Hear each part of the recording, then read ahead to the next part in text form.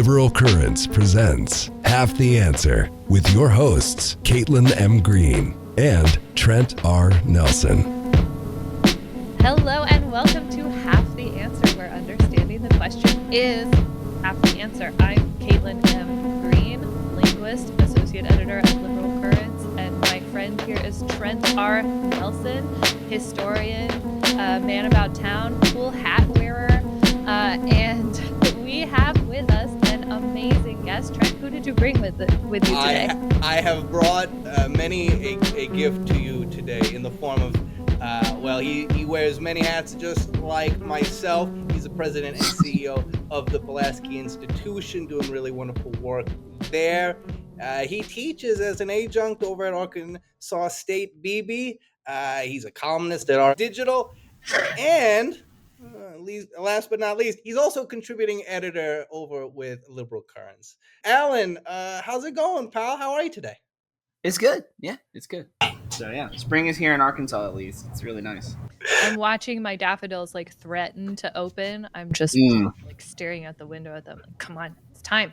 Springtime in Arkansas sounds like a wonderful potential play, Alan. You gotta get on that in your spare time. The politics are similar. So the politics are similar, and Caitlin, that's actually foreshadowing what we're going to be talking about here today. We're talking nationalism. And, we hear that word a lot, don't we? Bandied around certain corners of the internet, certain corners of the media. But this is half the answer. And understanding a question is half the answer. So we have to understand better, Alan, what is nationalism? And how's it affecting us here in America? How does it affect countries in general?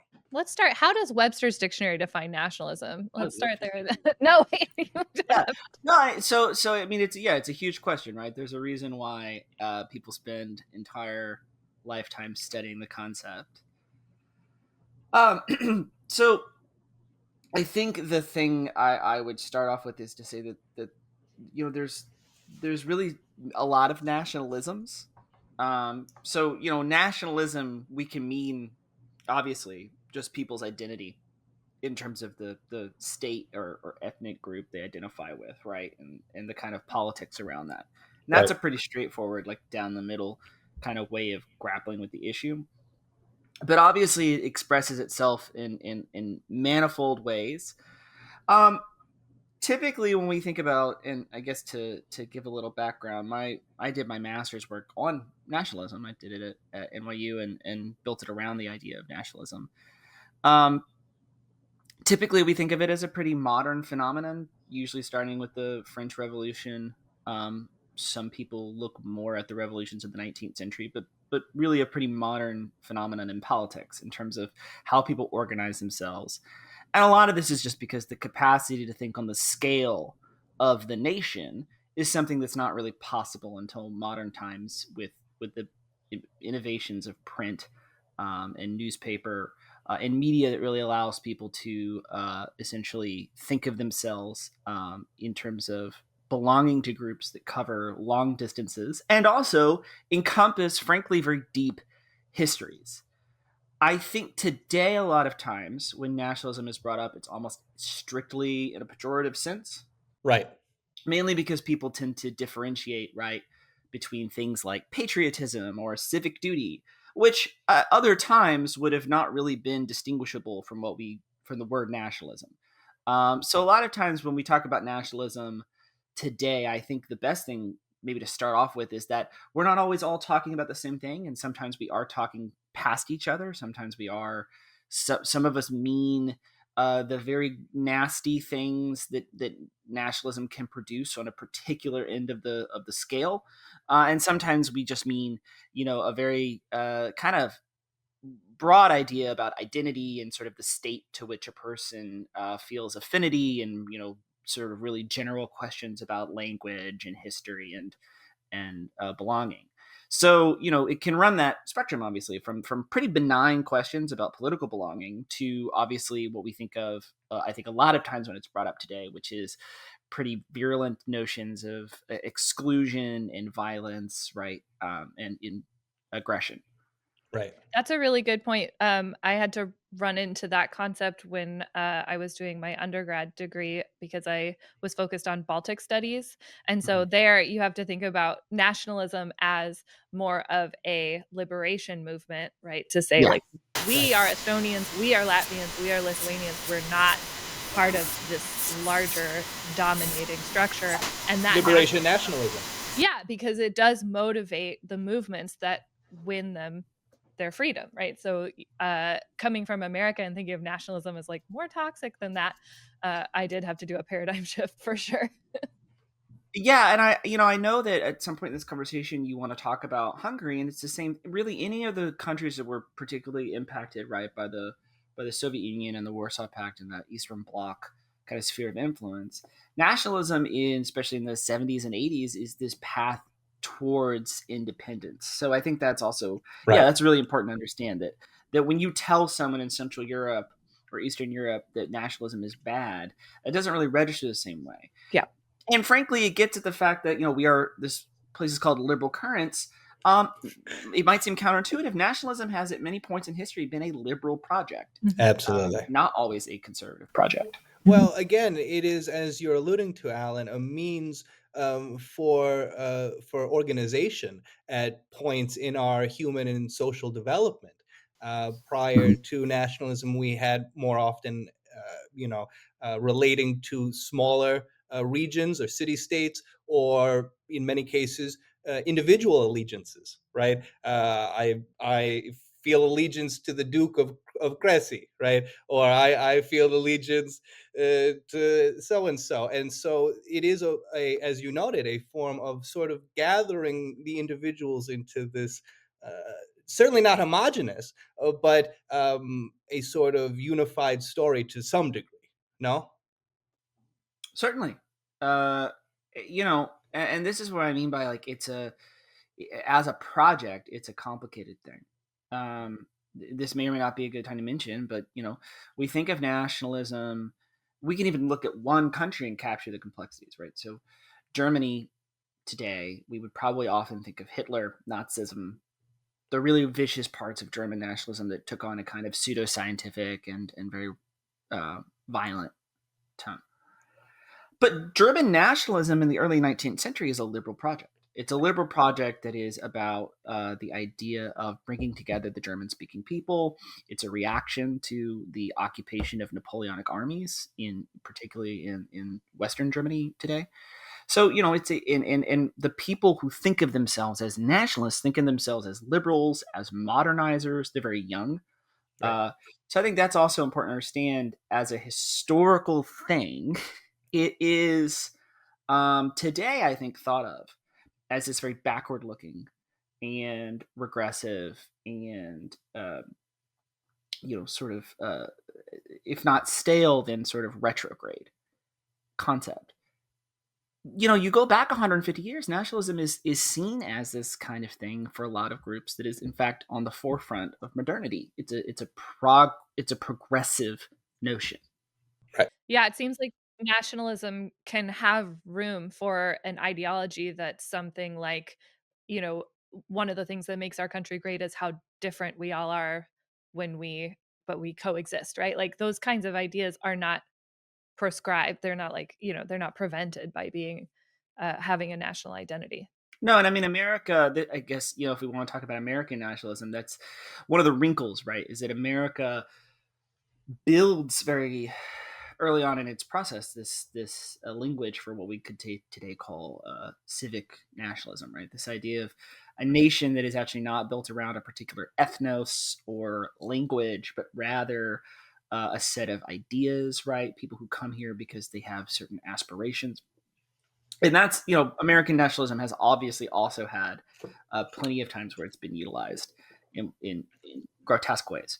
But, Sure. This idea of nationalism as civic nationalism, and nationalism where the only thing you need to do to participate in the nation is to kind of believe in the ideas of sort of liberty and opportunity, and that anyone can participate. That is, again, actually, in human history, quite a radical idea. Absolutely. We think about, the earliest democracy in human history, right? Athenian democracy. But the Athenian myth is that the Athenians came out of the soil of Attica.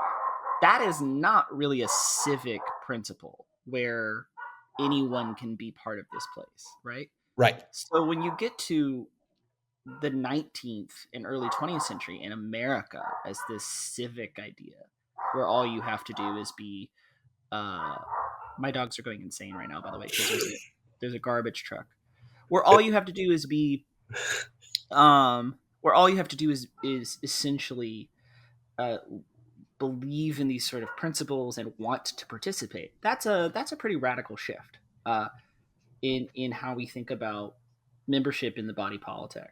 And the reality is that everything in the world is still organized around nation states. So nationalism is still, like, how we think about how people belong to a nation is still really one of the most fundamental questions we can ask about citizenship and participation. This toxic element that you've brought up in passing is what our minds jump to. And, let's maybe get into why in today's society, why do we perceive it in this toxic manner? Is it because on some level, maybe we think that we should have found something that does move past this sort of strictly national understanding? Or is it just because we've so often seen it utilized in unfortunate manners? Well, yeah, I mean, I think the lessons of the two world wars, a lot of, especially in Europe, were that actually nationalism is bad, right? Right. And the efforts to build what eventually becomes the EU are about that, are about trying to build supranational structures that bind states together by forcing states initially, right, to share war-making capacities, and then eventually to do more sophisticated things, right, like Right. sharing, really integrating economies and doing all sorts of other things together. Yeah, I think today the nation state feels like something we should try to move past, right? Or at least to a lot of people who see themselves as modernizers and liberals and reformers, the nation state feels like something to leave behind, or at least something that you're supposed to try to overcome to a degree. And I think that's you look at the history of the 20th century, you look at the two world wars in Europe, you look at the results of Japanese nationalism in the Pacific. Obviously, there's lots of reasons to say we should try to find a way past this.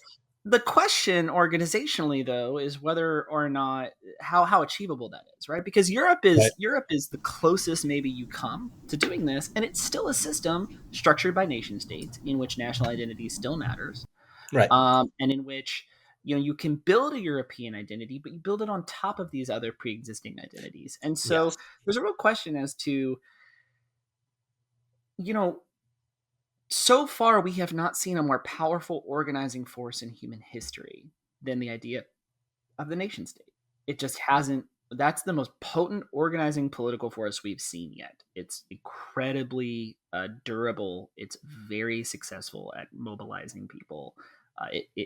That's not a commentary on its goodness or badness, but it has been the single most successful political unit we've seen. I think it's pretty hard to imagine a larger system than a nation state that isn't just country leaders going to some kind of group, right? And representing their own country's interests in that group, and negotiating with other leaders of other countries. It's still built on that smaller block of countries. Is there a tradition of trying to imagine structures that aren't formed that way? Has there been any uptake? What do you think of that? Yeah, I mean, you have all kinds of utopian ideas through history, right? And you can go to things like the notion that we all might speak, right, Esperanto, right? And there's all kinds of... Say that to a linguist, Alan. But it's true, right? There's been tons of utopian projects that we would somehow, become one. And that's what you see it in pop media. Star Trek is kind of that way, right? Earth is this place where everybody's just Earth, yeah. Practically though, that's really hard to overcome. I mean, nation states still haven't perfected overcoming their internal divisions. Yeah. And so, yeah, I don't see how you know, it's cool to talk about. It's cool to dream about. I don't actually think the nation state has to be an impediment at all times. Right. To human cooperation. Obviously, we built a pretty decent liberal world order that operated on nation states cooperating with each other for nearly a century. So yeah, maybe falling apart a little bit now, but by and large, lots of cooperation. They're pretty remarkable cooperation for a while. Yeah. So yeah, maybe let's talk about the resistance to that international order in the form of some Donald Trump quotes. Does that sound fun? Okay. Cool. Okay, Yeah. amazing. No, I didn't wait for your response at all. Let's go. But I think that one of the rhetorical ways in which nationalists, in the sense of like these like exclusionary nationalists, have talked about it is by talking about like a global world order and globalism, right? And globalists, right? So I've got, Trump recently, when we noticed that maybe the stonks don't super love it when Trump does Trump stuff, he blamed the globalists, right? He says, I think it's globalists that see how rich our country is going to be and they don't like it, right? That's his interesting choice, but his use of globalists and globalization goes back to his first term, where he talks about financial elites and globalization as a sort of opposite to real Americans, working people. So he says things like globalization has made the financial elites who donate to politicians very wealthy, but it's left millions and millions of our workers with nothing but poverty and heartache, and our towns and cities with empty factories and plants. And then he says, we're fighting for Main Street, not Wall Street. We have rejected globalism and embraced patriotism. So that's in 2020 with the Made in America stuff, where he was getting manufacturers to use American components in things that they built. And so this idea that it's globalism, it's globalists, it's financial elites that are working together to keep Americans down, and it is the opposite of patriotism, is a move that I think we see in a lot of places, right? Yeah, I mean, this idea of global finance, it means Jewish, right? Absolutely. It's not 1000%. cool that every time we say this, somebody's like, I think he just means wealthy people. It's like, no, come He on. means Jews. He means You Jews. gotta. But specifically, right?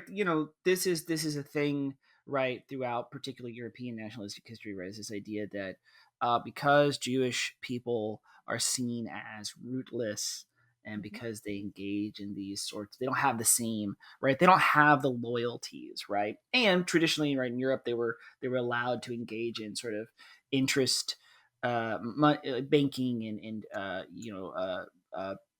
interest-based financial activities. They were excluded from the guilds. They were excluded from most trades. It's exactly. So there's process. this long history, right? There's a long history, but it was also necessary, right? They performed an essential function because at the time, right, the church didn't allow Christians to usury.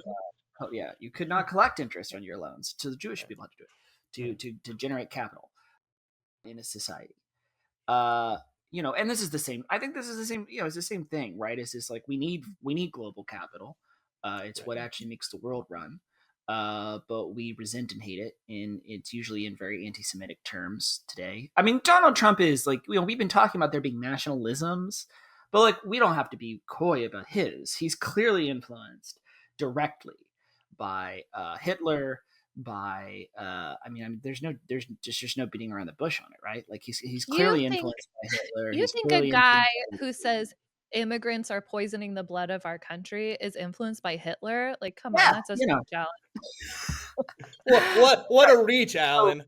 God. So obviously, when we talk about this stuff, we're talking about this kind of long-standing resentment that's obviously a lot of people like Trump have used to mobilize people against different groups.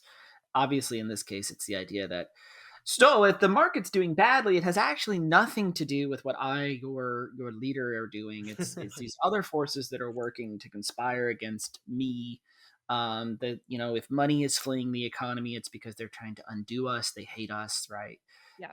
And it's very conspiratorial, and that goes all the way back, right? It's not like we can talk the whole history, but we always, the big sort of moment of this, right, is the Dreyfus affair in France, where it's this idea that there's this anti-Semitic myth, right, that there's a kind of Jewish element that is actively undermining the nation.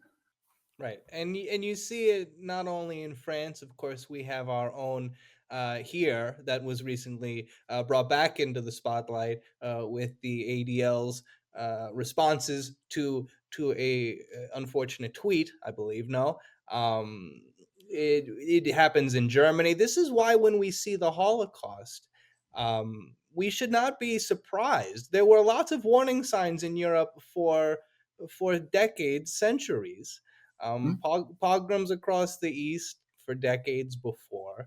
They're blaming the plague on Jewish people. They're blaming the famine earlier in the 14th century on Jewish people. They kick them out when they're tired of them, and they often didn't have to repay loans. So the Jewish people often got screwed as well in the process. So, Alan, since we hear often, we've even seen Tucker Carlson in Hungary before, right? We hear often that Hungary is a great place to go. America got to be more like Hungary. Well, Alan, you happen to know a whole bunch about that wonderful country. What can you tell us about how, since the end of the Soviet Union, that whole project has gone? Yeah. So I mentioned I did my grad work on nationalism, and my specific sort of thesis research was on, I actually read about national money production, but specifically I read about Scotland and Hungary as case studies. And so I did a lot of research on Hungary. This was 2013, 14, 15 kind of period. So it wasn't like the cool thing to do to look at Hungary. Right. Not that I was happy to see it become cool, because obviously that meant people seem to be shining to Viktor Orban in a way that is disturbing. Right. The Hungarian project as a inspiration for these people is interesting. On the one hand, there's a kind of set of how Viktor Orban achieved his kind of takeover of Hungarian democracy, and you can look at that and they clearly see a little bit of a blueprint there. And they see it as, okay, well, what Orban basically did was he was a campaigner, he was an anti-communist campaigner. His party was pretty centristy liberal in the 90s, Fidesz. Yep. They were in power once, in the late 90s into the early 2000s. They get voted out. Orban, and this is where I think you see the distinction, right? Rather than take it on the chin, like any other party should in a democracy, there's a sense of, well, that won't happen again, right?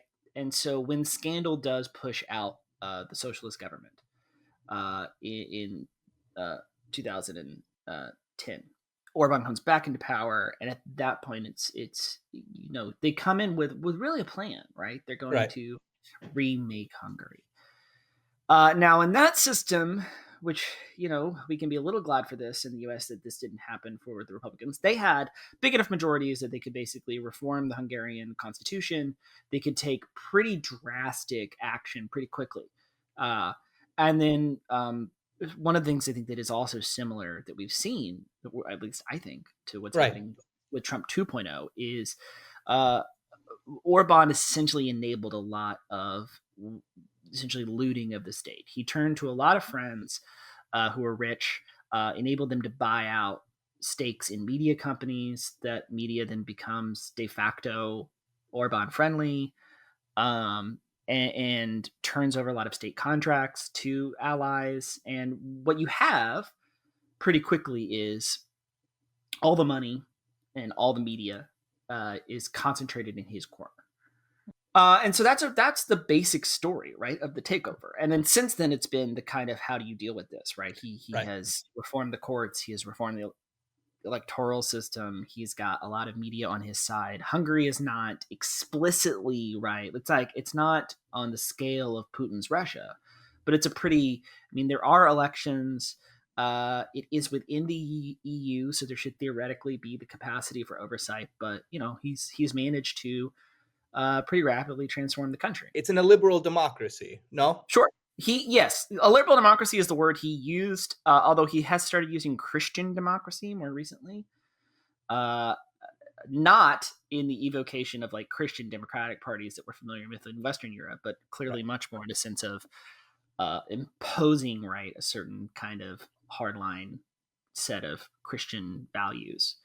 And that Christian element is important. Orban has more than once talked about Hungary as defending Christian Europe. This has been in the context usually of Muslim immigration to Europe. Right. But also in the context of sort of family policies, right? He's a very anti-LGBTQ government.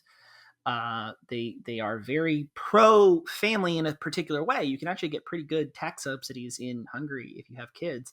But obviously that doesn't count if you're in any way not a heterosexual couple.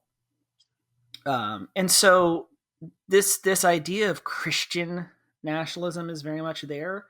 That's kind of complicated though, because, in these European countries, it's different than the United States, which has from the outset is like been fashioned, right, as a secular republic, which has origin of church and state. There is actually, that's where they can get complicated, right? Because the actual history of Hungary, does go back to Christian kings. The church is very important. Saint Stephen. The symbol of the country is the crown of Saint Stephen. Right. That is the holy crown of Saint Stephen that is on all those shields, crests you see of Hungary. So there are. I think it is important to not just talk about the fact that Hungary is a country of like a little over 10 million in Central Europe and is part of the EU. Those are structural differences between Hungary and the US. But the cultural differences do matter, right? Like Hungary does have the kind of complicated legacies of having, this Christian heritage, as well as, frankly, it was taken over by the Ottomans and turned into a frontier, frankly, very devastated bit of buffer state for about 150 years. So it has its own complicated history that makes these narratives, I think, particularly potent. The one I like to talk about that's more recent and I think is really important is the Treaty of Trianon. After World War I, there were a series of settlements that redrew the boundaries within Europe. And what happened after the dissolution, right, of Austria-Hungary is Hungary is still, for a couple of years after World War I, a pretty big country. It actually encompasses a lot of what today includes Romania, Slovakia, Serbia. And the Treaty of Trianon, which is signed again in Paris, it's actually named after the little house on the grounds of Versailles that it's signed in. It essentially cuts about 2/3 of Hungary's population inland. And for Hungarians, this is unforgivable. Of course. This is really a lot of where, other than, people think about acute things like the migration crisis or the Eurozone crisis is where Orban gets a lot of his energy. Tapping into the legacy of Trianon is huge because what it does is it really is the beginning point, I think, for the 20th century of Hungary as this country that is just permanently besieged. It's always on the losing. Not only is it on the losing end, it's being taken advantage of. European powers don't care about Hungary. They abandon Hungary. They rip Hungary apart. We were once the, partner in one of the greatest powers in Europe, and now, and before that, we were the vanguard of European civilization, right? Right. And now we are dismembered. Within 20 years of that, right? You have World War II. You get the takeover of Hungary essentially by the Soviet Union. You get the refusal of Western powers, right, to come to the Hungarians' aid, right. In 56. And that's huge too. The Hungarians are convinced that America and its allies will help them. And they don't. For understandable reasons, but they don't. Yeah. So by the time Hungary achieves its independence, when all the other different full independence, when all the other different Soviet bloc countries are breaking free and joining the orbit of liberal states, there is this long memory of betrayal and anger, and a sense that Hungary has always been left to its own. So these are ready-made things that are there. And I think that is the thing that's important when I bring things back over to the United States. We have to be willing to understand that nationalism has to operate on narratives and ideas and histories that already exist. Even if it's myth-making, the myth-making plays upon pre-existing sentiments, and that is what makes it potent. And if you want to try to dismiss those, you're playing, I think you're just ignoring the threat. So when Donald Trump taps into certain elements of lost cause narratives, certain elements of antebellum South, right, arguments about the country, or even more modern ideas about 20th century anti-Semitism and eugenicist type arguments, that's doable because the narrative was there. I know that's a sort of long-winded way to connect Hungary and the United States, but I think it's hard to make the connections clear. And what you have to do when you're trying to explain these things is say, yeah, I get that they're two different cases, but you need to be able to look at some of the similarities and at the same time also understand that you can only mobilize these ideas if the ingredients are already there in the society. I think it's good to compare them and understand the differences as well as the similarities, because you can see how different historical events and different national narratives can bring us to really similar places too. So we've got this sense of like Christian persecution, and he can use that then to try to downplay the actions of Christian terrorists who have done things in America in order to create a victimhood, right? And you don't play on a sense of victimhood unless you can make somebody truly believe that feeling, in their heart. And you can't do that unless there's something already in the air, right? So knowing what's in the air is key to countering it as well. Yeah, and victimhood is the kind of typically one of the most common threads, right? We are victims, usually victims of outside forces, of greater powers, whatever it is. That's a lot of times going to be at the bedrock of when nationalism turns quite ugly. Sometimes the victim is this like menace within that's sort of slowly chipping away at the foundations, and sometimes, in the Hungarian case, it's often big bullying powers who don't respect or appreciate Hungary.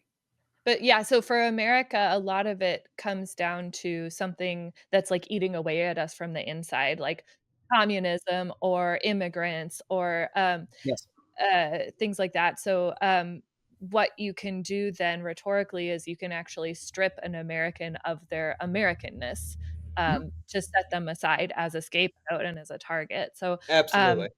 Like, for example, earlier this week, we had Trump telling everybody that Chuck Schumer is a Palestinian. Like, just as far as I'm concerned, he's become a Palestinian. He used to be Jewish. He's not Jewish anymore. He's a Palestinian. You can just decide that somebody is like affiliated with another country or that some other ideology that's incompatible with American ideologies, and now they're like on the chopping block. Like, they're an easy target, right? The other thing that interests me as a white lady in America is the way that my image gets used, right, as a victim character. So you can, so I can't show pictures because it's a podcast, but a lot of the propaganda that goes out that's anti-Muslim propaganda and also anti-trans propaganda involves like a small white blonde girl or woman being surrounded by these like hulking brown characters. It's usually like AI slop, those pictures. Right? Like, nobody has the right number of fingers, but whatever, and it's like a crying little blonde girl like on the bus, and it's like a bunch of brown people around her. And so, yeah, taking a white woman or a white girl as like the symbol of this is what an American is, and everybody else is victimizing her, it's really powerful. Absolutely. I mean, the idea of the nation being embodied in vulnerable women who are being molested or raped or taken advantage of in some way is crucial in a lot of stories, right? And you see it throughout modern history, right? This representation of the nation as, to one degree or another, a usually young, pretty, fertile woman who could essentially be taken as a stand-in, usually for the feminine virtues of the nation: innocence, nurturing, right? All the things we think of as having kind of classical feminine virtues, and those are tied to the nation, and then tied to, right, the degradation of the nation, right? Colombia. That's pretty straightforward. Yeah, I mean, and that's there, right? It's there in World War I, in the war propaganda. It's certainly there in Nazi Germany. That's how they talk about things all the time, right? And it's I think very clearly today we see it in the U.S. and elsewhere. The Klan really loves to talk this way, right? Yeah, I mean, Birth of a Nation. It's all about the violation of a beautiful white lady. Yeah, I mean, so much violence against Black men in the United States is predicated on the myth, right, of a leering Black man, right, against a sort of pure white woman. And, the most grotesque example of this, obviously, is, I think, the lynching of Emmett Till. But it's all there. I mean, that's kind of one of the most common ways that it's shaped. Yeah. I don't know. I hope I realize we're running around all of these huge ideas. So I hope I'm giving Let's go. This one. I mean, yeah, we've got an hour to essentially cover nationalism. Like, what are we going to do? So one of the things that I like to do on this podcast is give people who aren't necessarily like their whole life's focus isn't on studying nationalism, just to give them some options for like practices when they're consuming media, when they're consuming information, to make sure that they're not falling into dangerous narratives or narratives that would license, kind of the kinds of things that we're unfortunately experiencing. How do you keep your mind clean, Alan? What's our information hygiene tip for the week? It's hard. Yeah. Look, I think you have to be very wary of language that starts to get, I think, quite anytime you're hearing language, I think, that is very moral, when you start talking about the nation, which is tough because we all want to talk in those frames. But, I think it's dangerous to call, and look, we all do it, but, when the gut instinct is to say when someone does something that they are un-American, oh, that doesn't really let us have a conversation about the history of the country, good and bad. When the gut instinct is to cut someone out of the community, to suggest that they are anathema or somehow aberrant in a way that means you can't think of them within that context, that's always a problem. Yeah. From an exclusionary standpoint, obviously it's got malice to it. But even if you're not trying to participate in that particular type of nationalism, you're really cutting yourself off at the shins in your ability to do analysis of what the kind of history is of your own situation, right? If you're going to say, well, this is outside. Well, it's not. Yeah. Now, on the flip side of this, I do think that this worries me sometimes. If we frame American history as always bad, we really, really need to be careful about that, because we lose our capacity for persuasive language. Absolutely. You need to be able to talk to people about what makes American democracy good and great. Yes. What are the virtues of American history? What are the things that should be seen as exemplars? Because those are important. If you can't raise exemplars, right? There is a reason we have a Martin Luther King Jr. Day. Yeah. It is because healthy countries extol the best that they have.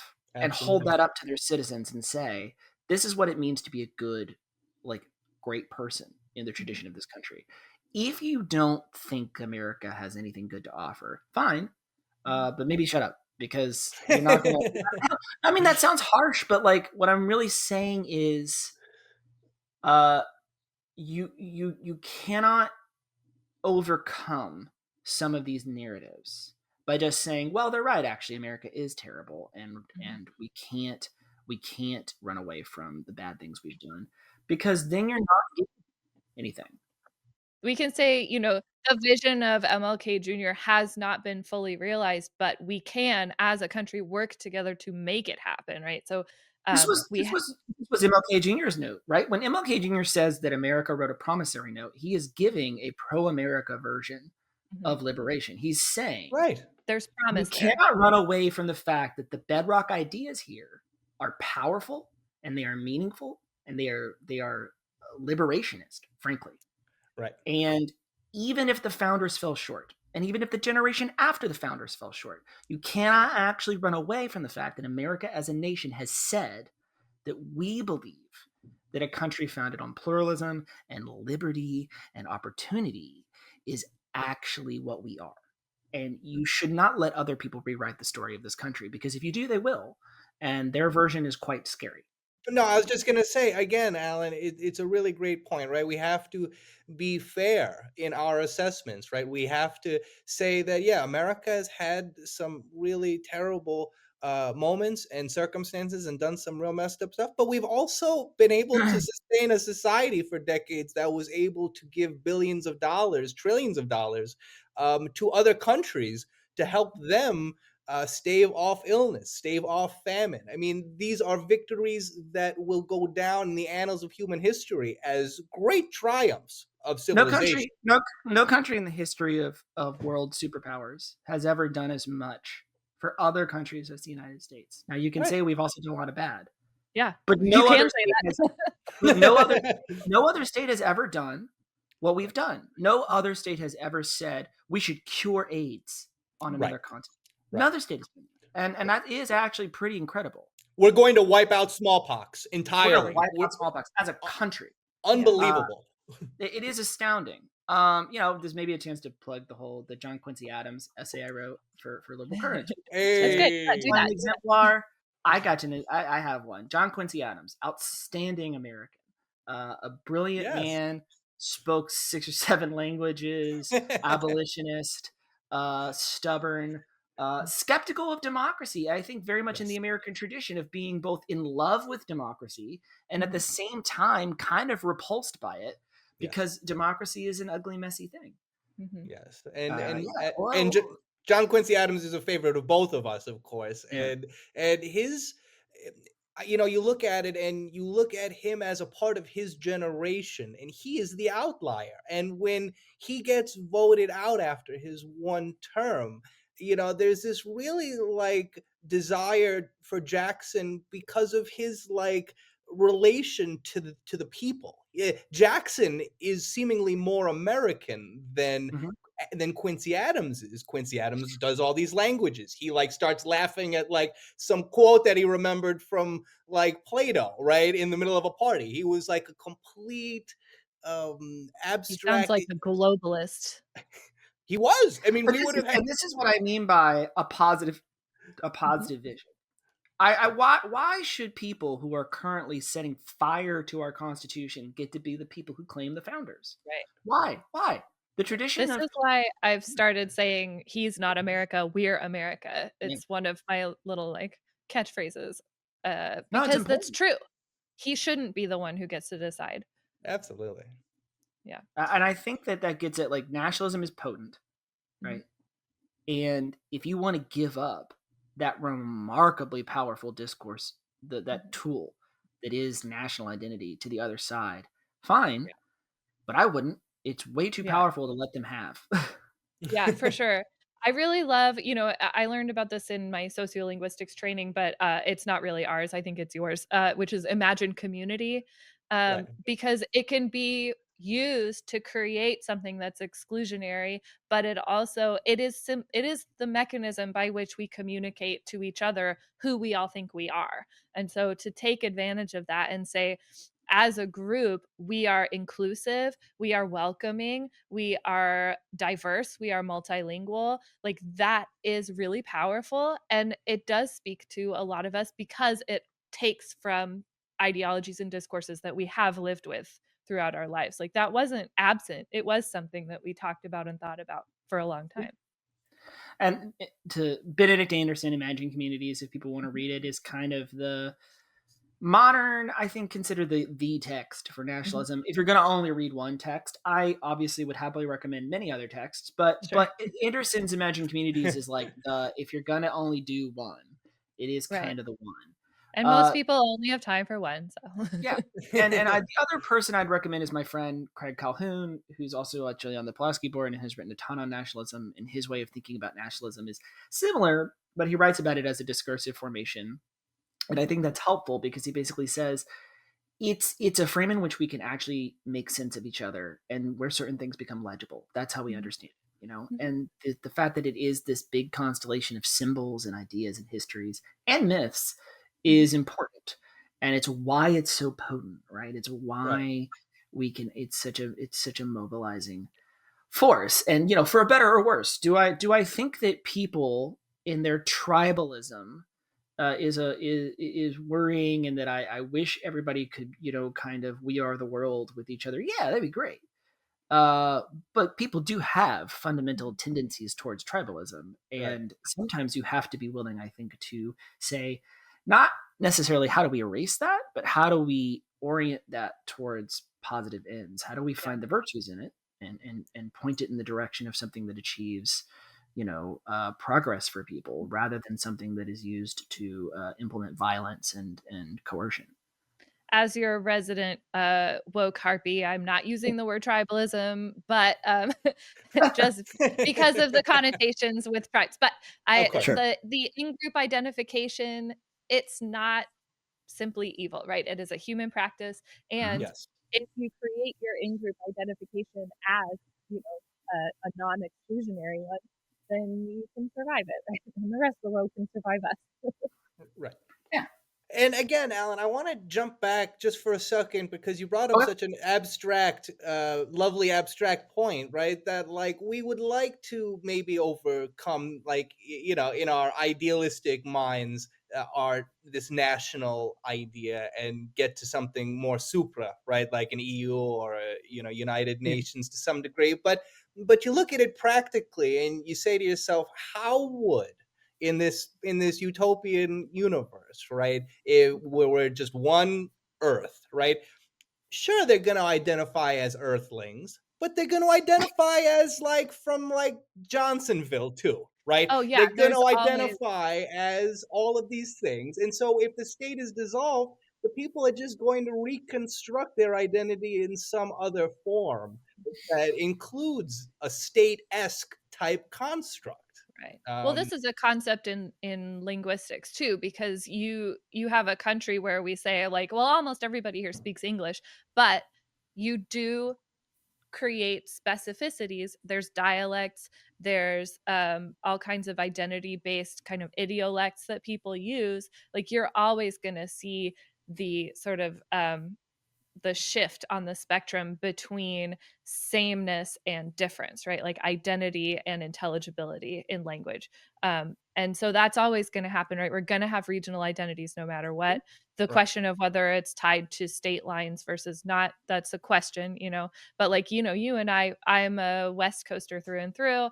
And that makes me obviously fundamentally and irredeemably different. And that's fine. Yeah. I mean, yeah, you know, at Pulaski, we're really invested in the idea of place, right? And how place is shaped. And frankly, not just how place and identity operate, but like the fact that, you know, we can have these big conversations about how democracy is performing at the national level in the United States or anywhere else. But, you know, the stuff that really shapes people's day-to-day sense, right, of satisfaction with their community and value and, you know, democratic virtue, all these things, these happen outside, you know, the front door in a community and in a more localized way in terms of participation in local institutions, in terms of the capacity, right, for local institutions to deliver, right, any sort of like credible democratic process, the way that people feel about, you know, their local libraries, their local civic centers, their local police departments. Those really matter, right? So there's the identitarian thing, and then there's just the fact that life is actually lived, even in this very modern age, even in this age where we can fly and drive cars. A lot of life is still lived within a fairly, relatively at least, small geographic footprint. And so it matters a lot, the quality of sort of civic and democratic life that people are able to get in the places they actually live. One of my best friends just moved to Washington, D.C., and now it's like right outside her front door, quite literally. And it's very funny to hear like how many people just walk past her building that are like deeply involved in the running of the government. Yeah, there's a bizarre place where proximity and like intimacy and then the huge national problems just collide, right? Is like you live in DC, actually, all this stuff is your backyard. Yeah, That's she's a Right. piano teacher, and like all the parents of all the kids that she teaches piano to are like people that are in the news. I'm like, oh, that's Yeah. that would very be that does not happen to me out here in Oregon. no, no. Uh, I don't even live in Salem. I don't even have the Yeah. the so, capital so of the state. so Alan, the type of nationalism that I've heard you speak positively about. Well, tell me if it resonates with this quote from the great philosopher and social worker of the 19th century, Mary Parker Follett. Right? Okay. We are not wholly patriotic when we are working with all our hearts for America merely. We are truly patriotic only when we are working also that America may take her place worthily and helpfully in the world of nations. Hmm. Interdependence is the keynote of the relations of nations, as it is the keynote of the relation of individuals within nations. Yeah. No, I love that. I do. I think a positive civic nationalism in a modern world, and what you're getting at implicitly is it asks what it means to be a good citizen, but then it asks what it means for our country to be a good citizen in the community of nations.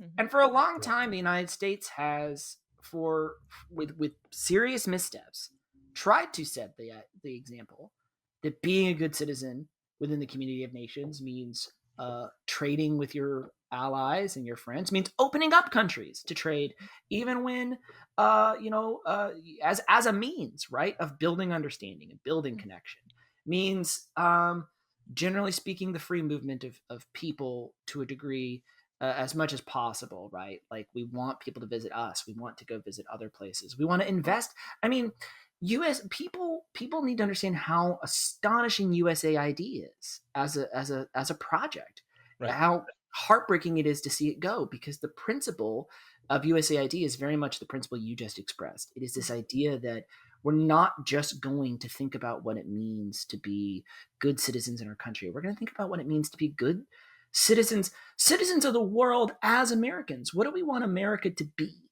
in the world community? And for a long time, we had a lot of institutions that said, what we want America to be is a place that tries to increase the level of prosperity, increase the level of security, increase the level of opportunity around the world. Yeah, sometimes because it's in America's interest, but there were a lot of people involved in those projects who did it because they believed it was actually a higher virtue. Yeah. And sure, we can run down the list of we can run down We're a gonna list of all be seeing the effects of losing USAID, and it hurts. It really does hurt to see the ramifications. It hurts so much because this is where I think I might be able to wax mildly patriotic, which Hey. is I'm sorry, you want a world system led by what Russia or China have to offer? I can't understand why. Because the United States, for all its failures, for all its shortcomings, for all the times we have gotten it wrong, has said that as the world superpower, actually, we're going to feed people, we're going to send medicine around the world, we're going to say that it's incorrect to use your power to take land, we're going to say that the United States is on the side of governments that are increasing the freedoms of their people, that don't crack down on their citizens, that do say we want to increase their rights and their liberties. No other superpower before us intervened to stop genocide. Only the United States has done that. We've done it with allies, but that's it. That is a unique moment in world history, and we can choose to turn our back on that, and we can choose to say, the right can choose to say that that's wrong because of some sort of rapacious notion of national interest in spheres of influence. And the left can choose to say that none of that makes up for all the bad stuff we've done, and so we shouldn't try to get it back anyway. But we're still here. We're still a member of the community of nations, and we still have to ask ourselves what sort of member we want to be. And I want to be the sort of member that does those things. Yeah. Right. I think, the prevailing negative in the progressive spheres that I've seen is that, USAID perhaps started as like a too much of a influence peddling sort of, thing, but that like the things it provides are necessary, and the people who are providing them, their hearts are in the right place, and we just need it. We just do need it. And it represents the values about America that we like, that we want at this point in American or in the world's life, right?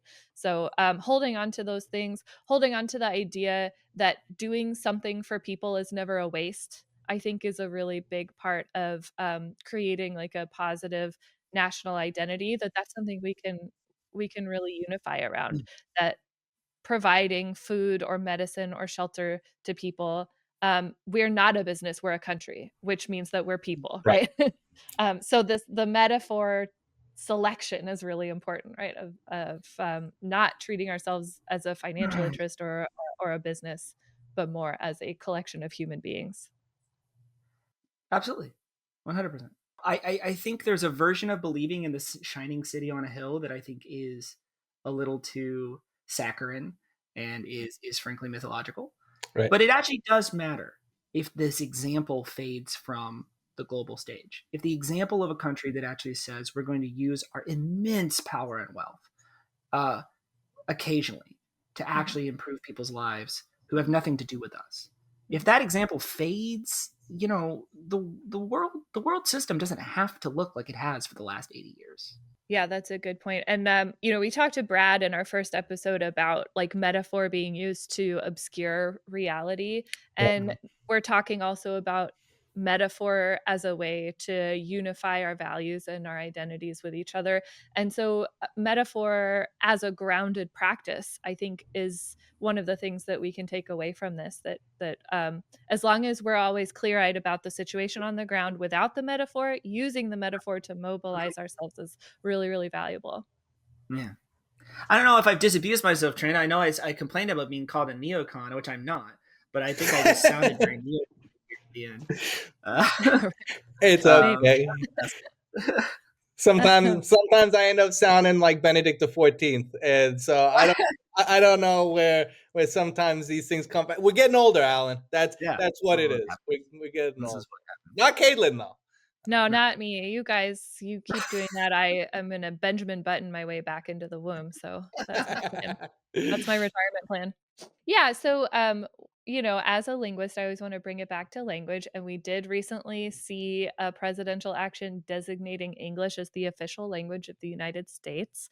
The Linguistic Society of America put out a statement saying that's not empirically supported, and we don't like it as a factor of our ideology as an, you know, as a science interested organization and an organization that cares about linguistic diversity. But it does come from and utilize a lot of the sort of nationalistic sort of the rhetoric that talks about a country being a language. And it's like a very American way to think about things, right? Because a lot of countries have have multiple official languages, and the United States has always avoided setting one because it didn't want to privilege one over the other. But it says like, this is how we get a unified and cohesive society. The United States is strengthened by a citizenry that can freely exchange ideas in one shared language. And it talks about all these positives that we get, but then the upshot is we see like all the Spanish language material being taken off of the White House website. So what we're seeing actually is access taken away from people. Always. Kaylin, you would probably like this. I did my undergrad thesis on the Gaelic League in Irish nationalism. Yeah, cool. So the idea of a language, fantastic. Language and nation. I mean, these are crucial, right? So when it's from the oppressed group, that's a very compelling argument that you've taken away our tongue, right? But what they're trying to do is to, one, impose this kind of top-down, right, authoritarian idea of English is everything, and also to just erase the facts on the ground, because the reality is just that people speak other languages in the United States, and they always have. There were German speakers in Pennsylvania at the founding of this country, French speakers in New England, French speakers when we added Louisiana. That's not even to include all the different native tribes that had their own tongues. So, you know, this country has always been multilingual. Always. What about Martin Van Buren, Alan? Don't forget the little Dutchman. Don't forget the little Dutchman speaking Dutch. The little Dutchman. The Van Buren boys would never forgive me. No. But yeah, no, I mean that I think that's, and this is where you get back into like the language of how how do you mobilize national history and myth in a positive way, and that's, to me that's there. We've Right. always had linguistic diversity in this country. We just have. It's never not been the case. And on the other half, it's always been a little bit contentious. There's always been people who were felt Don't threatened want by it. that and wanted to kind of impose order there, right? Mhm. Yeah, and just empirically speaking, this order claims that setting this the official language is going to increase the motivation of immigrants to learn English, and empirically speaking, that does not happen. There have been studies on this that it has no impact on how many people want to learn Of the course. majority language of a country. They Um, mostly want to learn. yeah, Anyway, exactly. they mostly just Why want to wouldn't learn. you? Yeah. They do. You'd appreciate this, I think, as well. By the way, Northwest Arkansas, we have the largest Marshallese community Oh my gosh, in the so U.S. cool. And Really? so there's actually, if I'm not mistaken, some of the newspaper, the Northwest Arkansas Dim-Gaz, prints Marshallese articles. I love that so So much. Oh my gosh. That's wonderful. and Yeah. And I love that because it's a great way to say, also, people tend to think of, well, the diversity of the United States is in LA and New York, and you go to the people who aren't speaking English, they're in these places that are actually heartland places. In fact, Correct. what it means to be from Arkansas isn't just to be a white English speaking guy. It's also to be, again, the largest Marshallese community, or to be, Creole or Spanish speaking from South Louisiana or Texas or these places, right? And I think that's also really crucial to bring that regionality back into it. It's not just that we're incredibly linguistically diverse, it's that the places where that linguistic diversity exists are the places we tend to associate with being the quote unquote real America. But Alan, Arkansas, super duper not an English word, right? Super duper a French word. French, baby. That's Right. why you don't say the S. Right, That's exactly. Colorado, colored red. I mean, we don't have to do this all day because we have a schedule to attend to, right? But it Oh, is, that's right. it's absurd. It's absurd, Yeah. and it's ahistorical. Not to mention that English-speaking colonists did arrive in a land that had people living on it that didn't speak English to start with, right? We have a lot of wonderful, wonderful, delightful American words that are derived from those languages too, right? Really. Oh yeah. Some of the Well, things that English make is just littered with borrowings. It's so great. Yes. one of the things that makes American English so fantastic, frankly, I'm a huge fan of a lot of the words we've borrowed. I just like the cadence of a lot of Algonquian words, right? It's so fun. Right. Yes. And here we are speaking this. We could do a whole episode all about like how linguistic borrowings, loanwords get integrated into speakable American English for majority American speakers. But the point being that this sort of idea that we're going to create a unified society, what we're really doing is we're putting up barriers for people to participate fully. There's been a lot of research on the way that the English that you have to deal with when you're interfacing with your government is not necessarily conversational level English. It's often written in a way that's hard for native speakers of English to really take in. And so adding that extra step of not providing translations in somebody's first language is going to make it even harder for them to be full participants in American society. And that's the whole point. Pretty uncool, if you ask me. Yeah, the goal is to exclude. Mm-hmm. So, this is maybe not a bad time to plug like a movie like The Brutalist, right? Which I watched and is a long film, but brutal in both its title and its content, right? And its runtime.